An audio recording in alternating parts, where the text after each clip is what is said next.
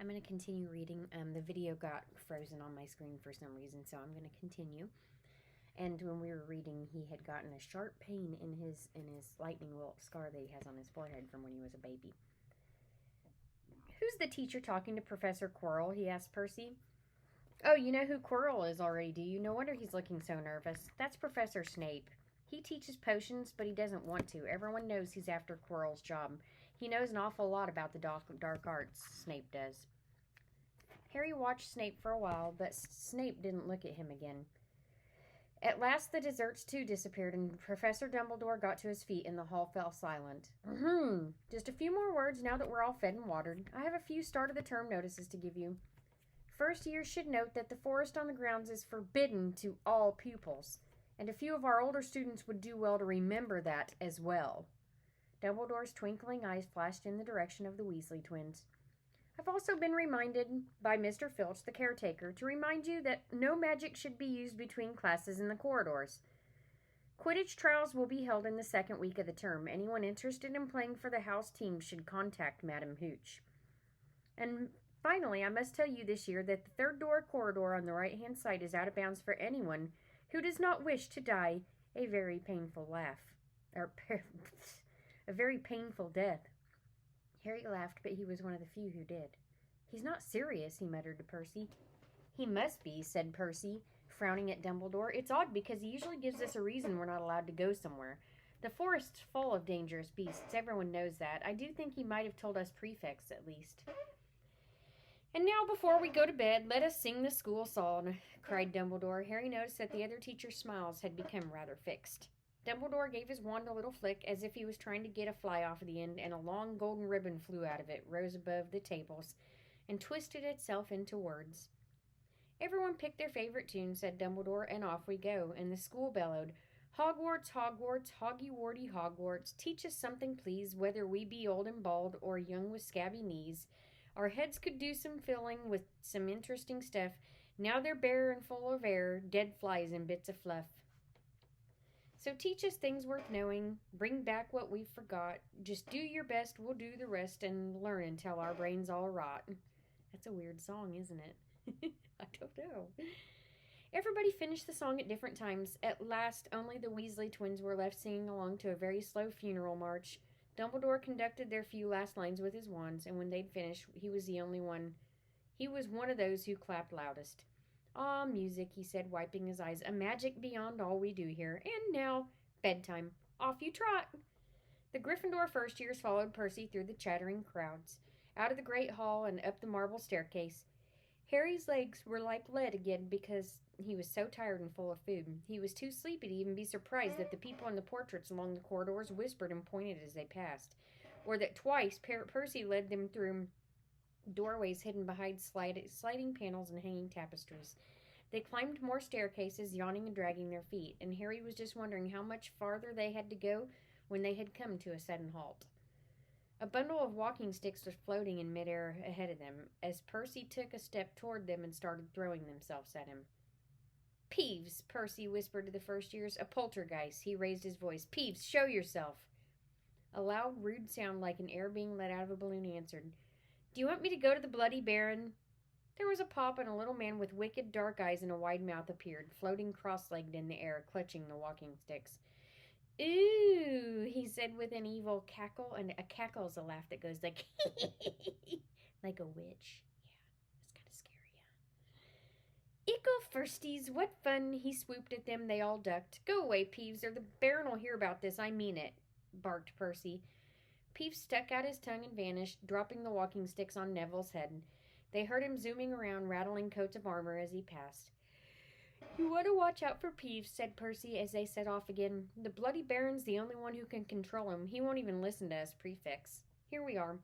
At the very end of the corridor hung a portrait of a very fat woman in a pink silk dress. Password, she said. Caput Draconis, said Percy, and the portrait swung open to reveal a round hole in the wall. They all scrambled through it. Neville needed a leg up, and they all found themselves in the Gryffindor common room, a cozy round room full of squashy armchairs. Percy directed the girls through one door and the boys through another, and at the top of the spiral staircase, they were obviously in one of the towers, they found their beds at last. 5 four-posters hung with deep red velvet curtains. Their trunks had already been brought up. Too tired to talk much, they pulled on their pajamas and fell into bed. Great food, isn't it? Ron muttered through the hangings. Get off, Scabbers. He's chewing my sheets. Excuse me, Miss Health's yawning again this morning. Harry was going to ask Ron if he'd had any of the treacle tart, but he fell asleep almost at once. Perhaps Harry had eaten a bit too much because he had a very strange dream. He was wearing Professor Quirrell's turban, which kept talking to him, telling him he must transfer to Slytherin at once because it was his destiny. Harry told the turban he didn't want to be a Slytherin. It got heavier and heavier, and he tried to pull it off his head, but it tightened painfully. And then there was Malfoy laughing at him as he struggled with it. And then Malfoy turned into the hook-nosed teacher Snape, whose laugh became high and cold. There was a burst of green light, and Harry woke, sweating and shaking. He rolled over and fell asleep again, and when he woke up the next day, he didn't remember the dream at all. Chapter 8, The Potions Master. Fix that camera a little bit. The light's kind of going down because it's getting ready to storm outside, so it's not very bright in here anymore. There, look. Where? Next to the kid with the red hair, wearing the glasses. Did you see his face? Did you see his scar? Whispers followed Harry from the moment he left his dormitory the next morning. People lined up outside classrooms, stood on tiptoe to look at him, or doubled back to pass him in the corridor, staring. Harry wished they wouldn't because he was trying to concentrate on finding his way to classes. Goodness. There were 142 staircases at Hogwarts, wide sweeping ones, narrow rickety ones, some that led somewhere different on a Friday, some with vanishing step halfway up you had to remember to jump. Then there were doors that wouldn't open unless you asked politely or tickled them in exactly the right spot, and doors that just weren't doors at all, but solid walls pretending. It was also very hard to remember where everything was at because it all seemed to move around a lot. The people in the portraits kept going to visit each other, and Harry was sure the coats of armor could walk. The ghosts didn't help either. It was always a nasty shock when one of them glided through a door you were trying to open. Nearly headless Nick was always happy to point a new Gryffindor in the right direction, but Peeves, the poltergeist, was worth 2 locked doors and a trick staircase if you met him when you were late for class. He would drop waste paper baskets on your head, pull rugs from under your feet, pelt you with bits of chalk, or sneak up behind you, invisible, grab your nose and screech, "I got your conch!" That's funny. Even worse than Peeves, if that was possible, was the caretaker, Argus Filch. Harry and Ron managed to get on the wrong side of him on the first morning. Filch found them trying to force their way through a door that unluckily turned out to be the entrance to the out-of-bounds corridor on the 3rd floor. He wouldn't believe that they were lost, was sure that they were trying to break into it on purpose, and he was threatening to lock them in the dungeons when they were rescued by Professor Quirrell, who was passing. Filch owned a cat named Mrs. Norris, a scrawny, dust-colored creature. The dark sky outside makes me just want to go back to bed. And she'd break a rule in front of the cat, put one toe out of line, and she'd run off for Mr. Filch, or for Filch, who would appear wheezing 2 seconds later. Filch knew the secret passageways of the school better than anyone, except perhaps the Weasley twins, and he could pop up suddenly as any of the ghosts. The students all didn't like him, and it was the dearest ambition of many to give Mrs. Norris a good kick. And then, once you had managed to find them, there were the classes themselves. There was a lot more to magic, as Harry quickly found out, than waving your wand and saying a few funny words. They had to study the night skies through telescopes every Wednesday at midnight, and learn the names of different stars and the movements of the planets. 3 times a week they went out to the greenhouses behind the castle to study herbology, with a dumpy little witch called Professor Sprout, where they learned how to take care of all the strange plants and fungi, and found out what they were used for. Easily the most boring class was the history of magic. Well, Alden, Miss Helt's yawning again today. I'm sorry. I can't help it. Professor Binns had been very old indeed when he'd fallen asleep in front of the staff room fire and got up the next morning to teach, leaving his body behind him. Binns droned on and on while they scribbled down names and dates and got Emmerich the Evil and Uric the Oddball mixed up. Professor Flitwick, the charms teacher, was a tiny little wizard who had to stand on a pile of books to see over his desk. At the start of their first class, he took roll call, and when he reached Harry's name, he gave an excited squeak and toppled out of sight. Professor McGonagall was again different. Harry had been quite right to think she wasn't a teacher to cross. Strict and clever, she gave them a talking to the first moment they came into her class. Transfiguration is some of the most complex and dangerous magic you'll learn at Hogwarts, she said. Anyone messing around in my class will leave and not come back. You have been warned.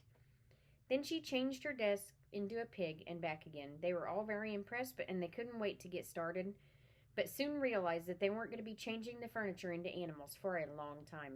After taking a lot of complicated notes, they were given a match and started trying to turn it into a needle. By the end of the lesson, only Hermione Granger had made any difference to her match.